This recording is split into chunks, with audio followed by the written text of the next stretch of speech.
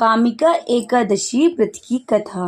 कुंती पुत्र धर्मराज युधिष्ठिर कहने लगे कि हे भगवान, आषाढ़ शुक्ल देवशयनी एकादशी तथा चतुर्मास महात्म्य मैंने भली प्रकार से सुना। अब कृपा करके श्रावण कृष्ण एकादशी का नाम बताएं। श्री कृष्ण भगवान कहने लगे कि हे युधिष्ठिर, इस प्रकार एकादशी की कथा एक समय स्वयं ब्रह्मा जी ने देवर्षि नारद से कही थी। वहीं मैं तुमसे कहता हूँ। नारद जी ने ब्रह्मा जी से पूछा था कि हे पितामह, श्रावण मास की कृष्ण पक्ष की एकादशी की कथा सुनने की मेरी इच्छा है। उसका नाम क्या है, क्या विधि है और उसका महत्व क्या है, सो कृपा करके कहिए।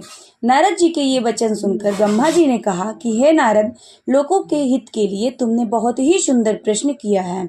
श्रावण मास के कृष्ण पक्ष की एकादशी का नाम कामिका एकादशी है।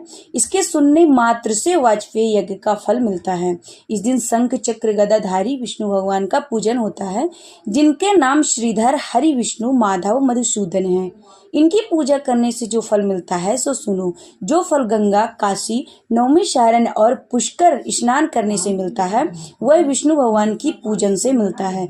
जो सूर्य देव वो चंद्र ग्रहण को कुरुक्षेत्र और काशी में स्नान करने से, समय वो वन सहित पृथ्वी में दान करने से, सिंह राशि के बृहस्पति में गोदावरी और गंडकी नदी में स्नान करने की प्राप्ति नहीं होता, वह विष्णु के पूजन से मिलता है। जो मनुष्य श्रावण में भगवान का पूजन करते हैं, उनके देवता गंधर्व और शूर आदि सब पूजित हो जाते हैं। अतः पापों से डरने वाले मनुष्य को कामिका एकादशी का व्रत विष्णु भगवान का पूजन अवश्य करना चाहिए। पाप रूपी कीचड़ में फंसे हुए और संसार रूपी समुद्र में डूबे हुए मनुष्य के लिए इस एकादशी का व्रत और भगवान विष्णु का पूजन अत्यंत आवश्यक है। इससे बढ़कर पापों को नाश करने का कोई उपाय नहीं है। हे नारद, स्वयं भगवान ने यही कहा था कि कामिका एकादशी से जीव कुयोनि को प्राप्त नहीं होता। जो मनुष्य इस एकादशी के दिन भक्ति पूर्वक तुलसी दल से भगवान विष्णु का अर्पण करते हैं, वे इस संसार के समस्त पापों से दूर रहते हैं। विष्णु भगवान रत्न, मोती, मणि तथा आभूषण आदि से इतने प्रसन्न नहीं होते जितने तुलसी दल से होते हैं। तुलसी दल पूजन का फल चार भार चांदी और एक भार स्वर्ण के दान के बराबर होता है। हे नारद, मैं स्वयं भगवान की अति प्रिय तुलसी को सदैव नमस्कार करता हूँ। तुलसी के पौधे को सींचने से मनुष्य की सब यातनाएं नष्ट हो जाती हैं। दर्शन मात्र से सब पाप नष्ट हो जाते हैं और स्पर्श से मनुष्य पवित्र हो जाता है। जय श्रीमन नारायण। कामिका एकादशी व्रत कथा।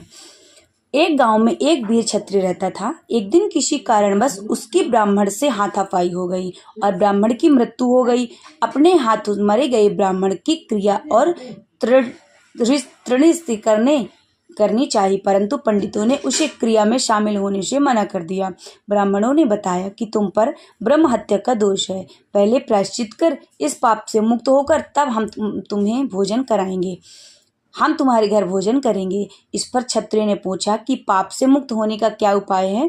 तब ब्राह्मणों ने बताया कि श्रावण मास के कृष्ण पक्ष की एकादशी को भक्ति भाव से भगवान श्रीधर का व्रत एवं पूजन कर ब्राह्मणों को भोजन करा के सद दक्षिणा के साथ आशीर्वाद प्राप्त करने से इस पाप से मुक्ति मिलेगी।